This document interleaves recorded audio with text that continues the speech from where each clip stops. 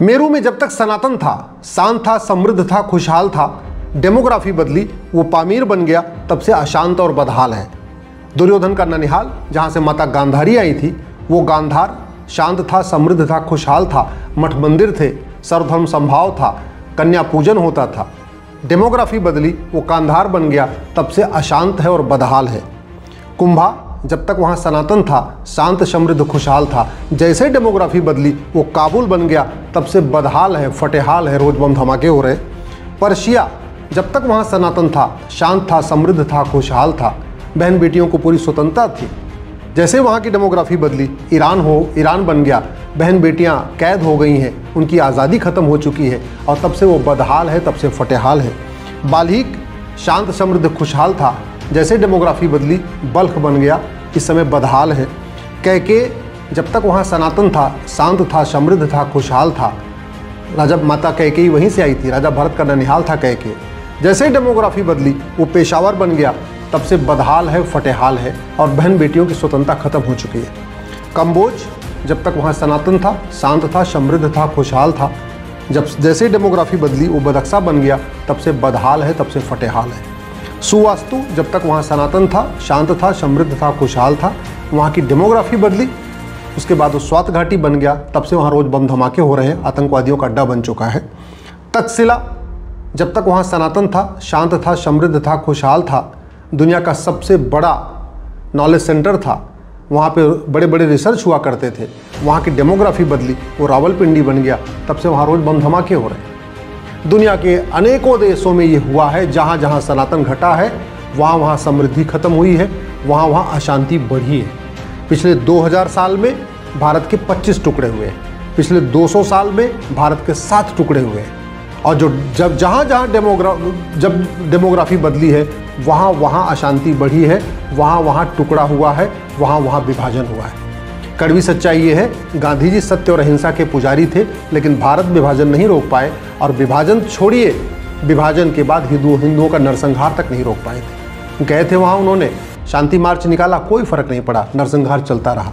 कड़वी सच्चाई ये है कि पाकिस्तान, अफगानिस्तान, बांग्लादेश में जो वहाँ के दलित थे, उनको प्रताड़ित किया गया, उनको धर्म कन्वर्ट किया गया। जहाँ जहाँ पे सनातन था, वहाँ वहाँ शांति थी, समृद्धि थी, खुशहाली थी। जहाँ सनातन था, वहाँ वसुधैव कुटुम्बकम था। जहाँ सनातन था, वहाँ नारी तू नारायणी थी। यत्र नारस्तु पूज्यते रमन्ते तत्र देवता की भावना थी, सर्वे भवन सुखना की भावना थी, सबका साथ सबका विकास की भावना थी। लेकिन सनातन खत्म हुआ, मजहबी कट्टरता बढ़ी और बढ़ी, तो उसके बाद लगातार टुकड़े होते गए और 2000 साल में 25 टुकड़े हो गए। पिछले 200 साल में 7 टुकड़े हो गए। अफगानिस्तान, पाकिस्तान, बांग्लादेश में न मठ मंदिर बचे, न वहाँ के पंडा पुजारी बचे, न वहाँ के कथावाचक बचे, न वहाँ के आचार्य बचे, न वहाँ के महामंडलेश्वर बचे। और मैं बाहर की क्यों बात करूँ, मैं भारत की बात करता हूँ। 9 राज्यों की डेमोग्राफी बदल गई है, वहाँ पंडा पुजारी खत्म, मठ और मठाधीश खत्म, आचार्य और महामंडलेश्वर खत्म। अब वहाँ कथा नहीं होती है, न राम कथा होती, न भागवत कथा होती है। भारत के 800 जिलों में से 200 जिलों में डेमोग्राफी बदल चुकी है। न वहाँ मठ मंदिर है, न वहाँ कथावाचक है, न वहाँ पे बुद्धिजीवी है, न वहाँ राम कथा होती है, न भागवत कथा होती है। तहसील के हिसाब से देखिए, भारत के 6000 तहसीलों में से 1500 तहसीलों की डेमोग्राफी बदल गई है। अब वहाँ राम कथा नहीं होती, भागवत कथा नहीं होती, वहाँ घंटा घड़ियाल नहीं बजता, वहाँ पे अब हवन नहीं होता, वहाँ यज्ञ नहीं होता। बॉर्डर पे देख लीजिए, 300 तहसील की 300 तहसीलों की डेमोग्राफी बदल गई है। और ये जो 300 तहसीलों की डेमोग्राफी बदली है, 9 राज्यों की डेमोग्राफी बदली है, और 800 जिलों में से 200 जिलों की डेमोग्राफी बदली है, ये पिछले 75 साल में हुआ है। मैं पुरानी बात ही नहीं कर रहा हूँ। इसलिए मैं सभी गांधीवादी, समाजवादी, लोहियावादी, अम्बेडकरवादी, राष्ट्रवादी, पेरियारवादी सबसे हाथ जोड़ के निवेदन कर रहा हूँ, समस्या की गहराई को समझिए। कड़वी सच्चाई ये है, मजहब आपस में बैर रखना सिखाता है। हालांकि कभी इसका उल्टा बोलते हैं, कभी कहते हैं मजहब नहीं सिखाता आपस में बैर रखना, है इसका उल्टा। अगर ये सच होता कि मजहब आपस में बैर रखना नहीं सिखाता, तो पूरी दुनिया में जो जिस मजहब को फॉलो करता वो रहता, न किसी का गला कटता, न किसी का धर्मांतरण होता, न कुछ होता। 15वीं शताब्दी में तो हिंदुस्तान में 100% हिंदू ही थे, कोई गैर हिंदू था ही नहीं बाबर के आने के पहले। सारा का सारा धर्मांतरण बाबर के बाद हुआ। और कड़वी सच्चाई ये है कि मजहब धर्मांतरण सिखाता है, इसलिए बाबर ने धर्मांतरण कराया, हुमायूं ने कराया, अकबर ने कराया, गजनी ने कराया, गोरी ने कराया, खिलजी ने कराया। शेरशाह ने कराया, शाहजहां ने कराया, जिसको जिसको जब जहां मौका मिला सबने धर्मांतरण कराया। तो इसका मतलब मजहब धर्मांतरण तो सिखाता है, मजहब लफ्ज़ जिहाद सिखाता है। इसका मतलब ये हुआ कहीं न कहीं हम धर्म और मजहब के बीच के अंतर को शायद समझ नहीं पा रहे हैं। इसलिए मेरा अब आज के नेताओं से, अभिनेताओं से, लेखकों से, बुद्धिजीवियों से, पत्रकारों से, कलमकारों से विनम्रतापूर्वक निवेदन है कि आप धर्म और मजहब के अंतर को समझिए। धर्म को मजहब मत समझिए, मजहब को धर्म मत समझिए। धर्म जोड़ता है, मजहब तोड़ता है। इक्वलिटी, जस्टिस, लिबर्टी, फ्रेटर्निटी का कॉन्सेप्ट मजहब में है, लेकिन वो एमंग रिलीजन है, बाहर के लोगों के लिए नहीं है। आज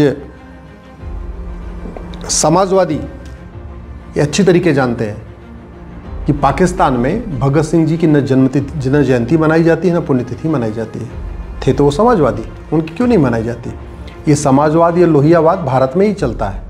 पाकिस्तान, अफगानिस्तान, बांग्लादेश, मालदीव में न समाजवाद चलता है, न लोहियावाद चलता है। वामपंथी भी अच्छी तरीके जानते हैं, ये वामपंथ भी भारत में ही चल रहा है। पाकिस्तान, अफगानिस्तान, बांग्लादेश, मालदीव में वामपंथ भी नहीं चलता। ये इस देश के संविधानवादी भी अच्छी तरीके जानते हैं, ये संविधान तब तक है जब तक हिंदू बहुसंख्यक है। जैसे हिंदू जहाँ ख़त्म हुए या हिंदू कम हुए या 50% हुए, उसके बाद संविधान काम नहीं करेगा। और भारत के कई हिस्सों में संविधान काम नहीं करता।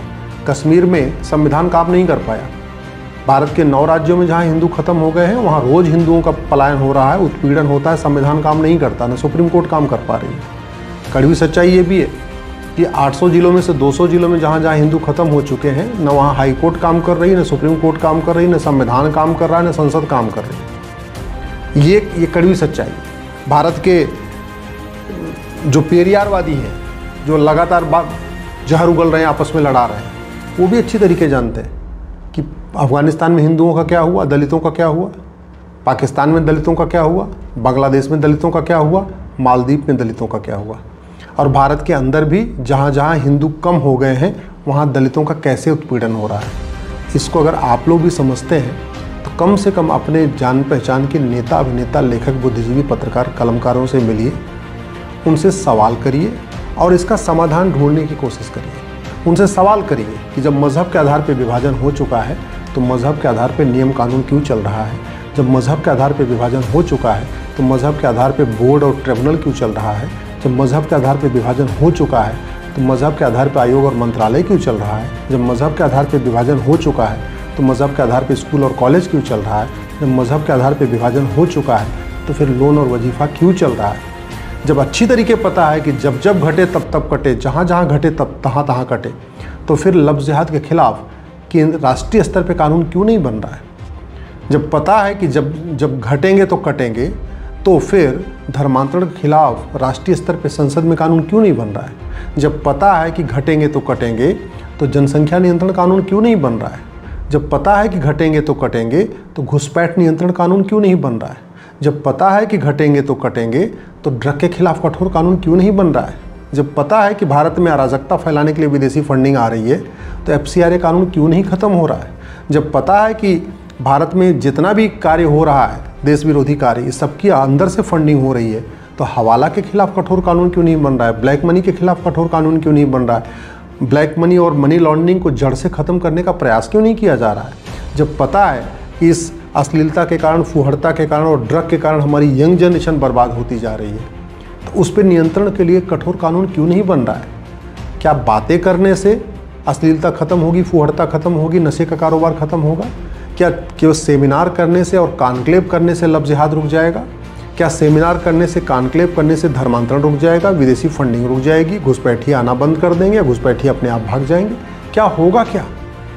जब पता है समस्या का समाधान संसद से निकलेगा, तो फिर सांसदों से सवाल क्यों नहीं कर रहे। फिर जब पता है कि समस्या का समाधान संसद से निकलेगा, कठोर कानून बना के ही ठीक होगा, पुलिस रिफॉर्म, जुडिशियल रिफॉर्म करके ही समस्या ठीक होगी, इलेक्शन रिफॉर्म करके ही समस्या ठीक होगी, जनसंख्या नियंत्रण कानून बना के समस्या ठीक होगी, घुसपैठ नियंत्रण कानून बना के समस्या ठीक होगी, धर्मांतरण नियंत्रण कानून बना के समस्या ठीक होगी, तो फिर अपने अपने सांसदों से मिलकर बात क्यों नहीं कर रहे।